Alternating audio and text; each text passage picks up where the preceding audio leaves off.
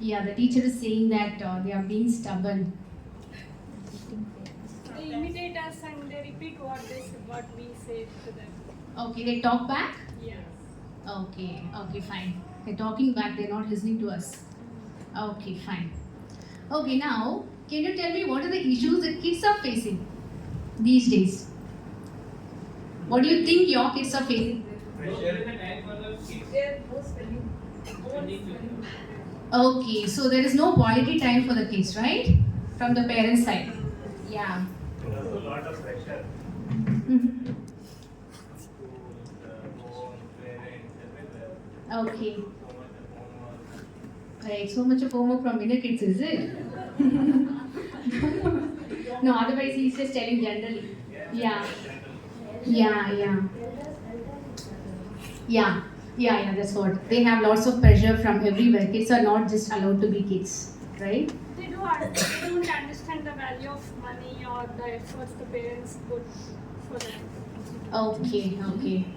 So that is a kids are facing. Okay, fine. Oh, they're not understanding. So parents are facing that issue. Okay, fine. Yeah. Anything else? That's all? Yeah? Okay, fine. Whatever you said, yeah, I will try to cover as much as possible. Okay. So before that, I would like to do a task with one of the volunteer. Can somebody come up on the stage? A parent? Anybody? It's not going to be a big task. Yeah.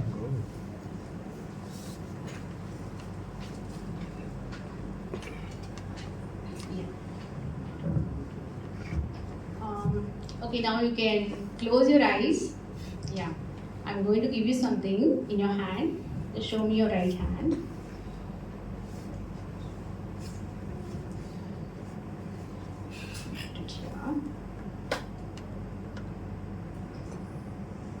What do you feel? It's a powder. Yeah, it's a powder. So with your fingers, can you just touch and feel it?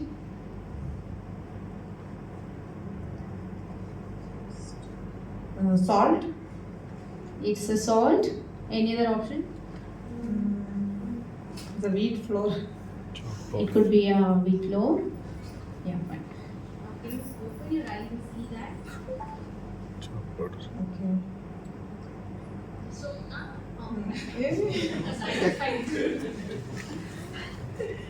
It's a salt. Huh? It's a salt. Now, can you just taste it and see? Glucose. It's a glucose. Yeah. Yeah, it's a sugar actually, just powdered sugar. Yeah.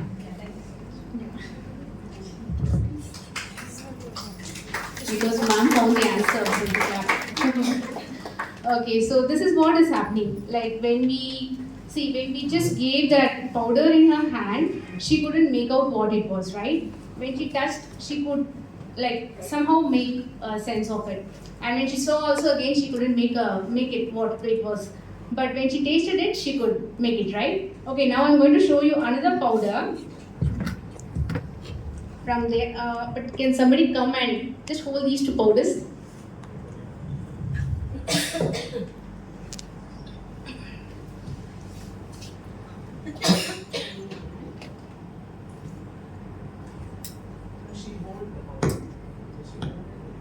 Yeah, that's what. Yeah, I just wanted to hold this one.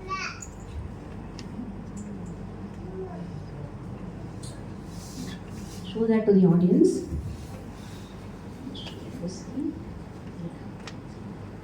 Now, can you all tell me what this is and what this one is? This is salt. Okay. Yeah.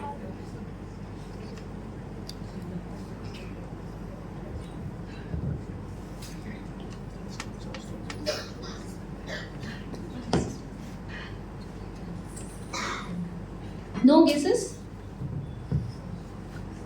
Both look similar, right?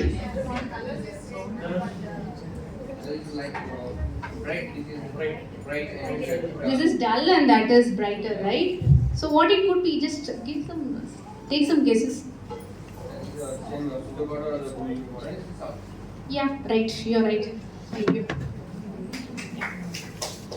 Yeah. So when we look something, it looks similar, right? And we have a mature brain. But still, we are not able to differentiate much when we are not able to use our sense. But if at all I would have just given you and you would have tasted it, definitely for sure in first attempt itself you would have told me, right? So this is what is happening in many places. So we are not letting the kids to explore using all the senses. Okay? What is the work of a kid? What is the work of a kid? Playing? Studying. Yeah, who said studying? Explore. To explore. Explore. Yeah. Any other answers? Yeah. Eat, sleep, and have fun. Yeah. So the work of a kid is to play. That is what to have fun. And eating is also secondary. Having fun. Like if you give food to the kid, I don't think so they would eat, right? Yeah, they just want to have fun. So even I just saw a small boy, he was just trying to come forward, but we as adults, no, we don't want them to move around, we don't want them to explore. No, we stop them, right? So the work of the kid is to Explore. play and explore, right? So now we have to analyze ourselves and think, are we giving them opportunity to play? Are we? Yes? How many of you are giving opportunity for your child to play? A free play? Around 10% in the whole group. Yeah? Okay, how many of your kids are going to tuition? How old is the kid? 4 years. 4.5. Fine. Okay. How many of your kids are going to some recreational activities like dance, swimming, and all that? Okay. Okay, fine. So, one thing is, if I ask the kid, okay, what is the issue are you facing with your parents? I think most of them would say that they're not letting me play, right? So that could be one issue, and definitely quality time, as you were telling me, right? So quality doesn't mean that the quantity, like how many hours are you spending with your kid? Hmm? So how many hours are you spending in a day? How many hours are you spending with your kid? I want at least 4 answers. 5 hours in a day. Good. 2 to 3 hours. 1 hour? No. Full time. So it's either 5 hours, 2 to 3 hours, or 0 time, is it? Full time. 1 hour, half an hour? 1 to 2 hours? Yeah, okay, fine. So 5 hours. So in that, if we see, no, 5 hours, is it a quality time? Like there should not be any other distraction. There should not be phone around, or the TV should not be on. It's just talking or playing with your kid. Then do you think, are you spending 5 hours with your kid? Now can you tell me, without any distraction, just playing with your kid, just going to the floor, rolling on the floor, and having fun with your kids, how many hours are you spending? 1 hour? 1 hour? 1 to 2 hours? That's good. That's good. 8 hours. 8 hours. 8 hours? 8 hours you're spending? Yeah. Oh, that's nice. 8 hours of playing with your kid. Full time. Huh. Full time I'll be with kid. 8 Full time hours you're I'll playing. I'll Or if it play. is making you play. Quality time will be 8 hours, ma'am. Sorry? Quality time will be 8 hours. 8 hours of quality time. Oh, I'm very impressed by the answers of Indu Kids parents. 8 hours of quality time. Okay, that's nice. Okay, fine. So, so it's not about the quantity, it is quality. Even if you're spending half an hour in a day, just make sure that you talk to your child. As soon as the child is back from school, don't ask them, what homework did you do? Did you fight with somebody? Did you hurt you? Did somebody hurt you? Don't ask such questions. Just ask them how they feel. Like, no, how they felt about the school. What good or what different thing did they learn? So you have to ask some quality questions and try to understand the kid. So don't ask questions to get the answers. Okay, don't be like a boss and the employee. Okay, so just be like a friend or to understand the kid. Not a friend. Just be as a parent and understand the kid first. Okay.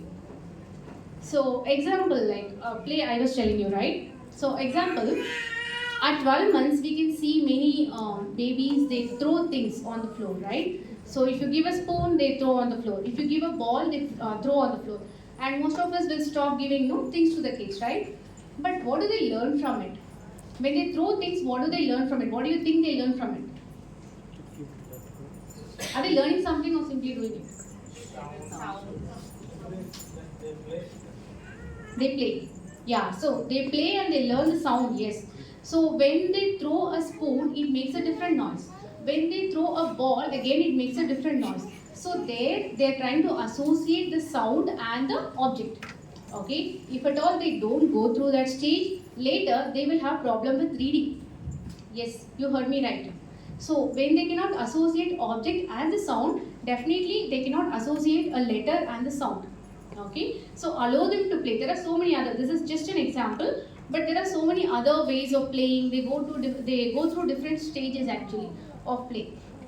And even when you are giving a chair to the kid, okay, say a 2-year-old kid or 2.5 or 3-year-old kid, what do they do with a chair? They'll climb.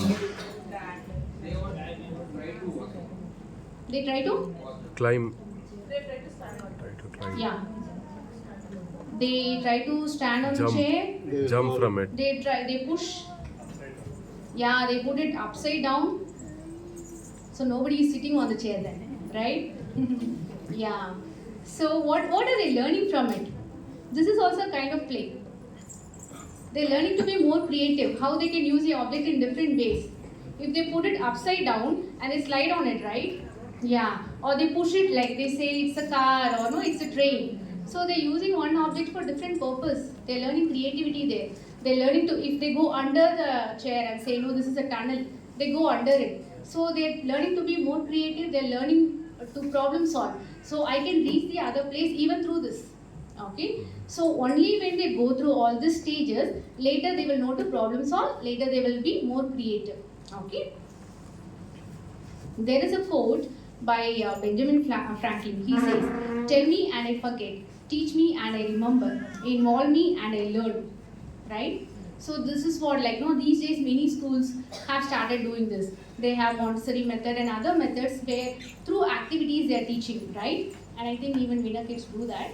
Yeah. So if they don't give a homework, just be more happy. Yeah.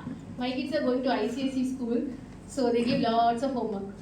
Yeah. So now I'm like, no, I'm just thinking, why did I put them there? So if at all a child has to write, if they have to hold a pen and write, pen or pencil and write, do you think the 3 or 4-year-old kid, as soon as you give a pen or pencil, they will start writing? Is there any prerequisites they go through? Anything are you aware of?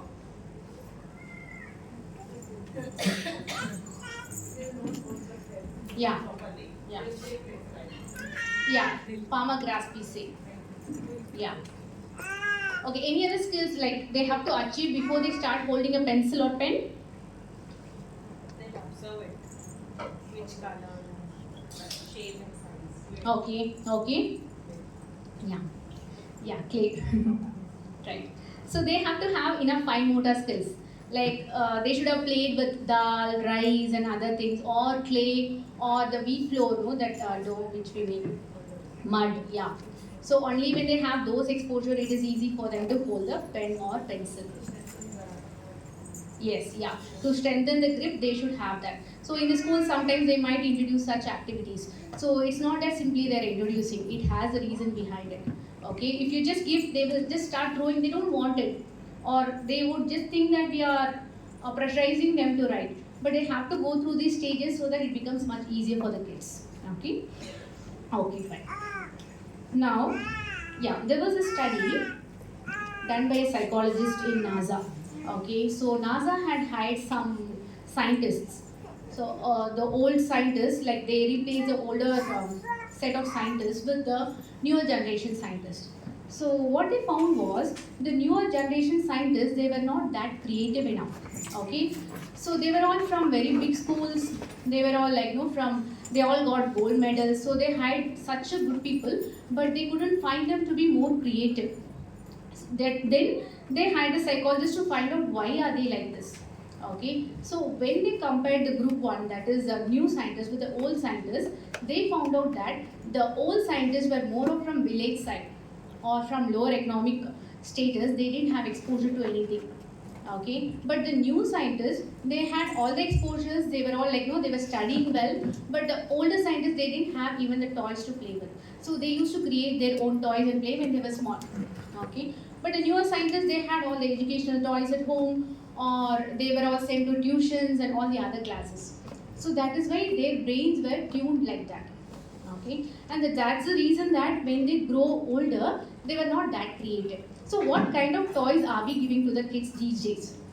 Okay, so when we find out, maybe in Amazon, what do you search? Like when you want a toy for your kid, what do you usually search for? Hmm? Yeah.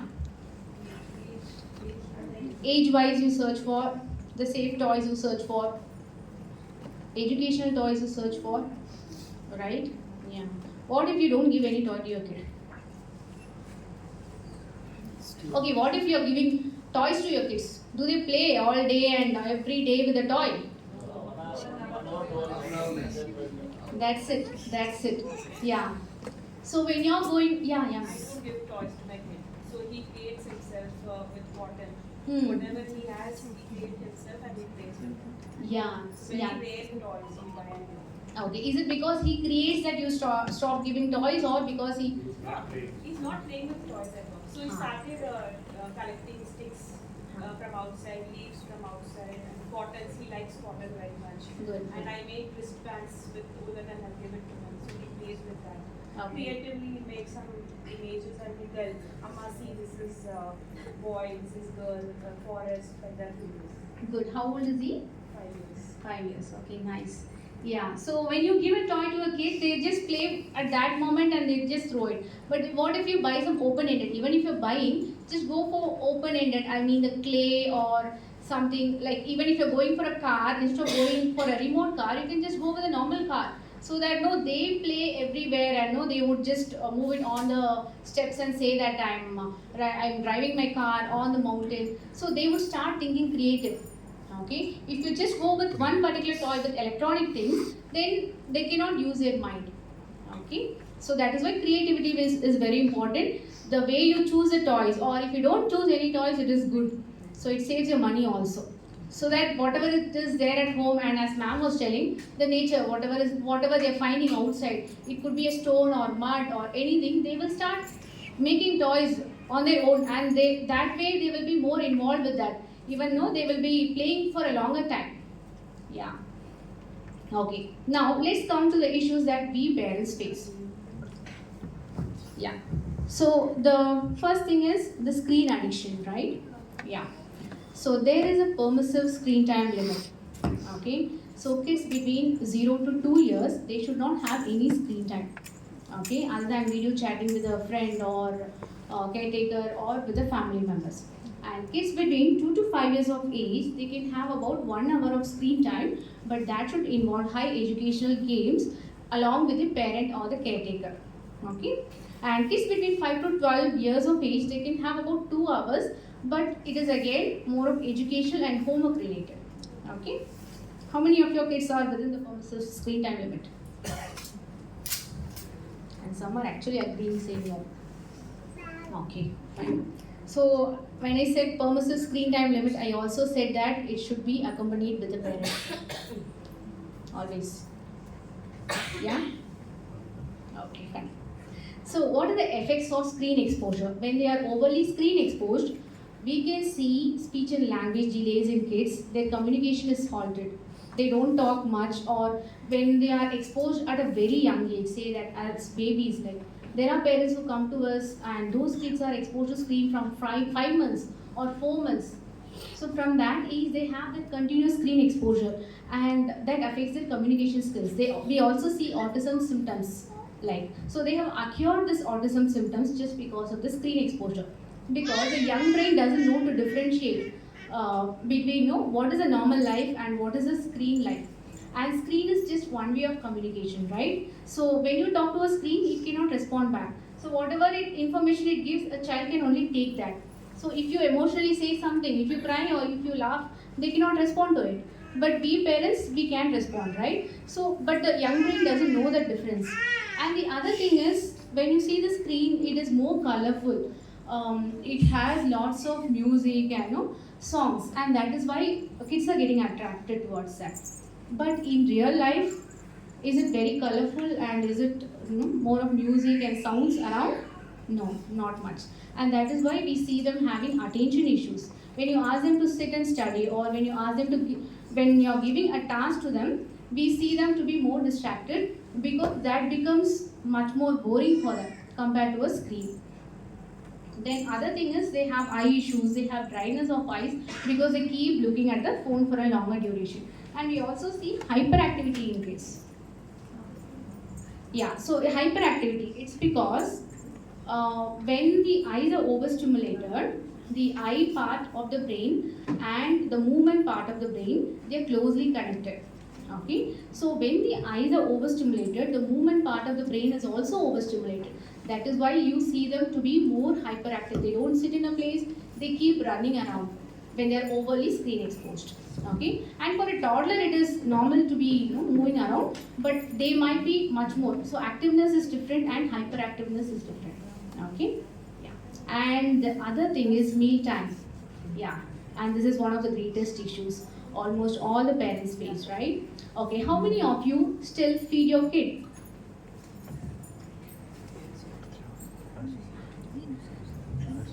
Only this many. So rest of the kids are eating on their own. Okay, nice. Good parenting. Okay, so we see that many parents are still feeding their kids. And how many of your kids are distracted with the phone or TV when they are eating? Okay, raise your hand, it's fine because you're all parents, so it's all fine. We cannot expect a perfect parent anywhere. Only 2, 3. Yeah, slowly the hands are coming up. Yeah, so almost in many houses, we are using distractions. No, distraction feeding is happening in many houses, and self-feeding is very less, right? And how many of your kids are eating with their hands? Meaning in hands in the sense without spoon. Yeah, that's what I meant. Without spoon. Okay, that is nice. Yeah. So, yeah, fine. So, those parents who are still feeding your kid and those parents who are distracting your kids with the phone or TV, I would like to say, and you already aware that food is not about just taking something inside, gulping something inside and just filling the stomach, or it is not just for the nutritional purpose. Food is a feeling, right? So the size of the food matters, the temperature of the food matters, the taste of the food matters, right? How you present the food. When you go to the hotel also, the presentation, everything matters, right? But in most of the places, what we are doing just for the healthy, it should be more healthy. We are mixing everything and smashing it and just feeding it into your child's mouth, right? But do you think that we can eat such food every day, almost every meal? We cannot eat it. It's just like a punishment for our kids that every 2 hours, every 3 hours, they have to undergo this. So let's start thinking from the child's perspective. But what can you do? Like you might say that, ma'am, my child is not eating, that is why I'm doing this for my kid. So let's see what could be some of the mistakes that we are doing. Okay. The first thing is we have to feed the kid, or not feeding, we have to give the food to the child only when they are hungry.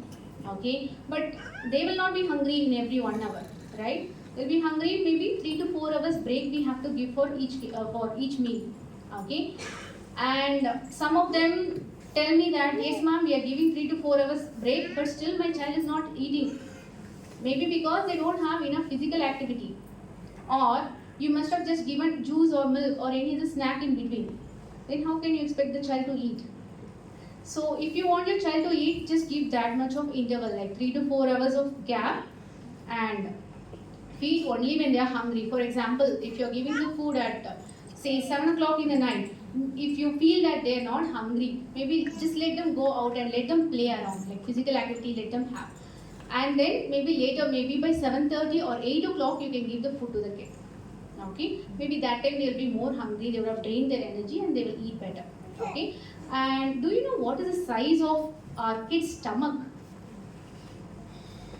Yeah, right.